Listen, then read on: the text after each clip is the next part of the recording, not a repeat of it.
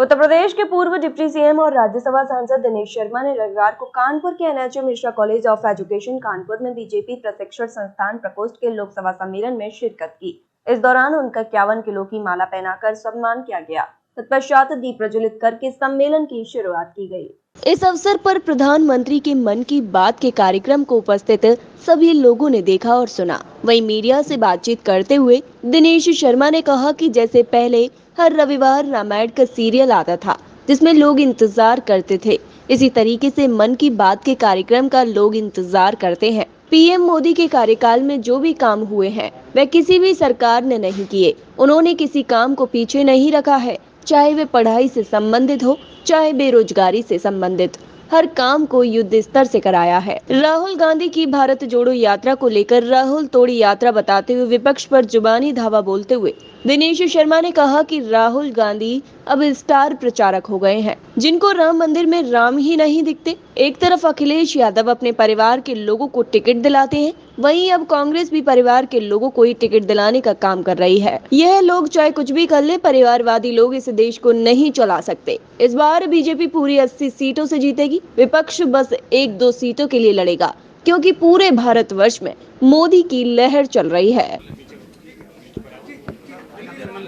आज माननीय प्रधानमंत्री जी का न केवल जिज्ञासा को पूर्ण करने वाला भावुकता भरा और तथ्यों पर आधारित 110वां एपिसोड सुनने का हम सबको कानपुर की महानगरी में अवसर मिला है।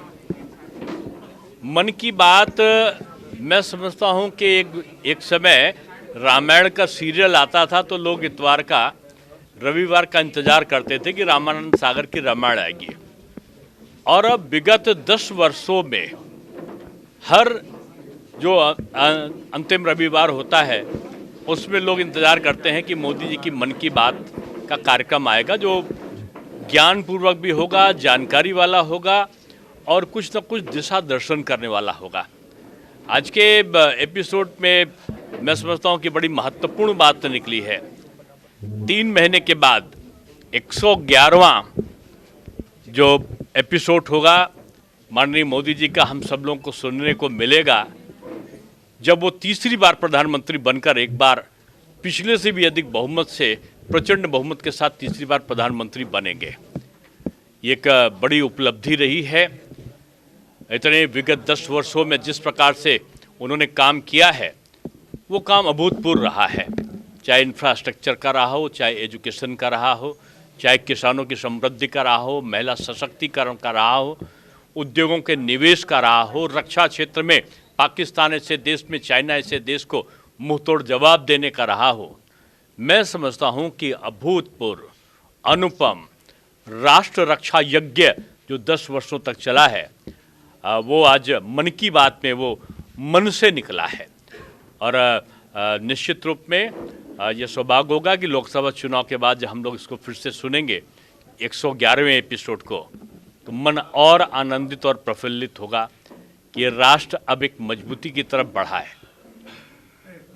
तोड़ो यात्रा हो गई है, राहुल तोड़ो यात्रा।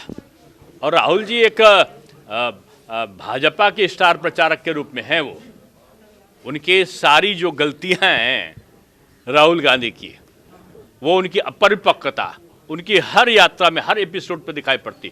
उनको उत्तर प्रदेश के नौजवान नशेड़ी दिखाई पड़ते हैं, उनको यहाँ के लोग उत्तर प्रदेश के, या उनको राम मंदिर में राम नहीं दिखाई पड़ते।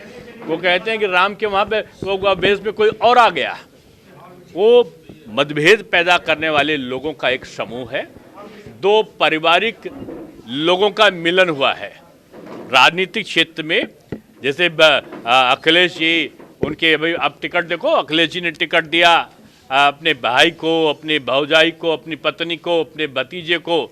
अब सोनिया जी ने राज्यसभा का खुद ले लिया। अब राहुल जी को, प्रियंका जी को, मैं उनसे कहूँगा बडारा जी को भी, बाड्रा जी को भी दीजिए, रॉबर्ट जी को, और उनके बच्चों को भी दे डालिए। सब यहीं पर ये परिवारवादी लोग इस देश को नहीं चला सकते। और मैं समझता हूँ कि मोदी जी का परिवार पूरा भारतवर्ष है और वो अपने पूरे भारतवर्ष के परिवार को बहुत अच्छी तरह चला रहे हैं। आज हम सब यहाँ कानपुर में एकत्रित हुए हैं लोकसभा सम्मेलन के लिए। इस लोकसभा सम्मेलन में हम आगामी लोकसभा चुनाव की तैयारियों पर चर्चा करेंगे और लोगों से यह आह्वान करेंगे कि वह मोदी जी के विकसित भारत के संकल्प को भाजपा को वोट देकर पूर्ण करने में अपना योगदान दें। हर कानपुर वासी को मोदी जी के विकसित भारत के संकल्प को एक अवसर के रूप में देखना चाहिए। मेरा यह निजी मत है कि कानपुर को आधुनिक प्रणाली और मैन्युफैक्चरिंग पर ध्यान देना चाहिए, जैसे कि ड्रोन्स। सरकार को चाहिए कि कानपुर को एक ड्रोन हब के रूप में विकसित किया जाए।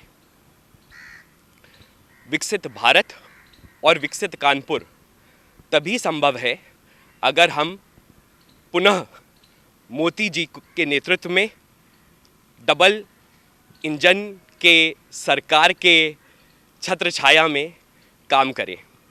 याद रहे, मोदी है तो मुमकिन है। आज के इस कार्यक्रम, इस सम्मेलन में मुख्य अतिथि के रूप में माननीय श्री दिनेश शर्मा जी पधार रहे हैं। इस कार्यक्रम का संचालन माननीय श्री दिवाकर मिश्रा जी करेंगे, जो कि भाजपा के शैक्षिक उत्तर प्रदेश के शैक्षिक संस्थान प्रकोष्ठ के अध्यक्ष हैं। कानपुर नगर से प्रातः दर्पण न्यूज के लिए संवाददाता प्रवीण सिंह चंदेल की रिपोर्ट।